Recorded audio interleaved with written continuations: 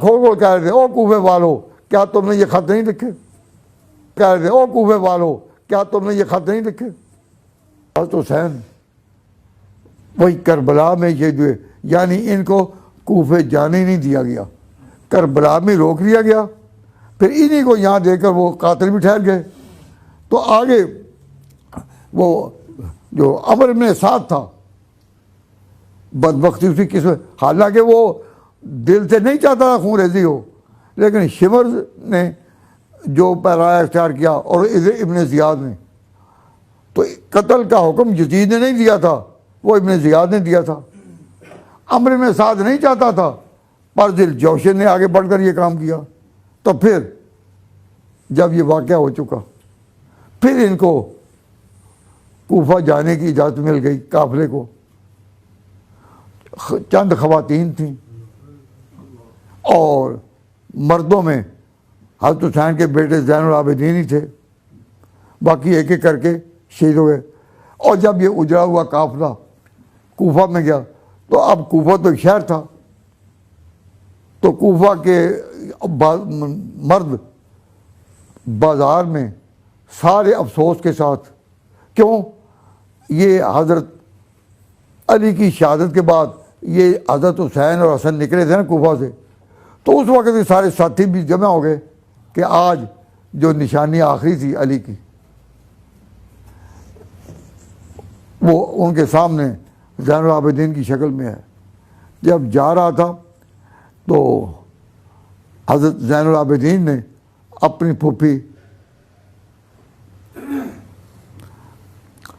ज़ैनब का हाथ पकड़ा हुआ था कि रोने वालों की आवाज़ें मकानों की छतों से आईं। तो बच्चे ने अपनी फूफी से पूछा कि अम्मा जी ये रो क्यों रहे हैं। तो साथ सवाल किया। अल्लामा तिबरसी ने किताबुल इहतिजाज में ये अल्फाज नकल किए हैं कि ज़ैनुल आबिदीन ने कहा इन्ना हाउला यबकून अलैना, ये जो हम पर रो रहे हैं कूफे में हा हो रही है, तो ऐ मेरी फूफी मुझे तो बताओ, अगर ये रो रहे हैं तो मुझे बताओ फमन क़तलना गैरहुम, इनके सिवा में मारा किसने है। मतलब ये था अगर हुकूमत पहल करती तो यजीद चलकर मदीने आता या इब्न ज़ियाद चलकर मदीने आता, मार देता।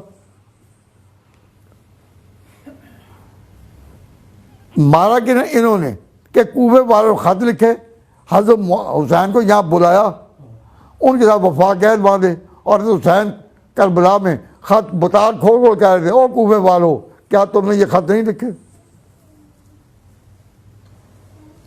तो ज़ैनुल आबिदीन ने और ज़ैनब ने ये सारी जिम्मेदारी डाली है कि कातिलान हुसैन कहाँ हैं, उनको तलाश करना है तो इराक़ में जाओ, इराक़ की गलियाँ तुम्हें बताएंगी, उन औरतों का रोना बताएगा कि हुसैन के कत्ल के ज़िम्मेदार कौन है। तो हज़रत ज़ैनुल आबिदीन के अल्फाज इन्ना हाउला यबकूना अलैना, अब तो ये हम पर रो रहे हैं, लेकिन बताओ मन क़तलना गैरहुम, हमें मारने वाला और कौन है इनके साथ। तो जब ज़ैनुल आबिदीन ने ये अल्फाज कहे तो फिर ज़ैनब भी बेख्तियार हो गई,